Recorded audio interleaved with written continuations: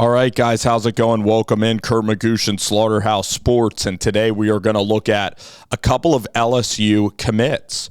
So LSU, I'll tell you what, their cornerbacks and safety coach, they're really recruiting with Matt House. Matt House is a guy from the Kansas City Chiefs. He is a longtime defensive coordinator. I think he was like a Florida International as a defensive coordinator. He coached linebackers in Kansas City for the Chiefs. So he's 38 years old. He's still fairly young. And I also think he's from the Midwest like Brian Kelly. And so, point is, Matt House and the guys that they have on the staff, they got young guys on the staff.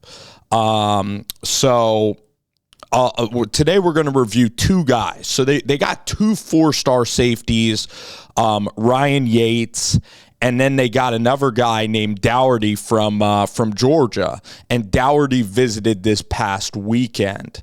So quickly, before we start the video, I wanted to read you the coaching staff so we can give credit to these guys that are out here recruiting. I think it's a guy by the name of Cooks that is the guy. It's Kerry Cooks, and Kerry Cooks, longtime secondary coach in college football. All right. So here we're looking at Ryan Yaites. And Ryan Yaites, he's listed as a safety, but he's 6'1", and he plays lockdown corner. So I think he's more of a defensive back because I think that this guy can be a starting caliber cornerback. Now, maybe LSU thinks that he's listed as a safety on 24/7. So maybe LSU thinks that he can just be a safety. Maybe they just like him to be a center fielder, because what he's going to do is he's got long arms, but he's so comfortable with the football in the air. So he's one of the best cover corners you're ever going to see. He has great poise. He never gives up on a play. All right, like right here, okay? He shadows the defender, and then what does he always do? He always looks back for the football. Always looks back for the ball. And even in high school football, there isn't really pass interference. You can go through the receiver. They're not going to call it in high school football. So here, he just does a great job on breaking, uses long arms, and then right here, there's miscommunication here on this defensive play. This is one of the most impressive plays you will see. Miscommunication. He has to get out to the flat, cover a guy running a full 9 route, and the quarterback, he catches up with the receiver, and then he trails him and makes a tremendous, tremendous defensive play. All right, where he's completely left out of position. This guy completely hung him out to dry. All right, so Ryan Yaites made a big-time play. All right, so this guy is just an elite. Here's the wheel route, and it's absolutely read like a book. Like he knows what's coming immediately before it comes, and then he shadows him, forces him to the sideline, and that's just great coverage. Great coverage. Uses his body. The guy just kind of falls down. I wouldn't mark that as pass interference even in the NFL. There's some people that may argue that. I think that's excellent coverage. Here he's going to come up and make a tackle, make a play. All right.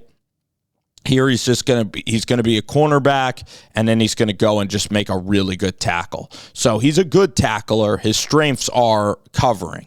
I don't understand why they want to put him as a safety. I immediately would put him as a lockdown. I think he's a lockdown corner. He's one of the best corners in the class. That's all he's playing is cornerback. So I have no idea why he's listed as a safety. I guess here he's a box safety. Again, he does be patient. He is patient and waits, but this guy has very good skills in terms of covering. He's very, very good at covering. I'd say that he gets the most out of his football ability. I'd say that his fundamentals are fantastic. There's going to be twitchier guys. There's going to be faster and bigger guys that are even. But this guy has speed. But his technique is just what gets you really excited because he never panics, and he's just a really savvy football player. This guy's IQ is just off the charts, and that's why it's rated really well. So he's a fun player to watch. He's just great. He's always in the right spot. He just seems like a dependable corner, or wherever you want to put him as a defensive back. I just think you might be wasting his talent because I believe that he could stay up there and lock up the best wide receivers in this Southeastern Conference and in college football.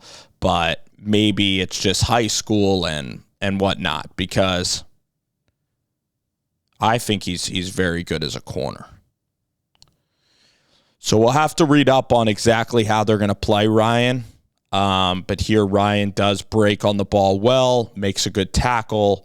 But the traits that pop off the tape are the comfortability of him and how he can just like lock up, and his instinct when the ball is in the air, and his coverage skills and tenacity. So he, and again, like, it isn't like this highlight tape's him taking a bunch back to the house, because a lot of times you'll see cornerbacks that make explosive plays, highlight plays, where they're taking an errant throw from a high school quarterback and they're taking it back to the house, when it's just like the quarterback's throwing in the double coverage and the DB just happens to be sitting there, catches the ball, goes up and scores. A lot of these highlights are just one-on-one high leverage spots, and he's playing a fast receiver and he's utilizing the sideline and just guarding the 9 route and guarding every single route that teams are throwing at him here in Texas. So I'm excited for Ryan. Again, this is a really promising start for this LSU defense in the 23 class. I mean, with Brian Kelly and, just the dancing, or a lot of people with the culture of LSU, a lot of people are going to question Brian Kelly. And for him to go and get a guy like Ryan Yaites who can really play coverage, it's a really good start for Brian Kelly, because you win games in April.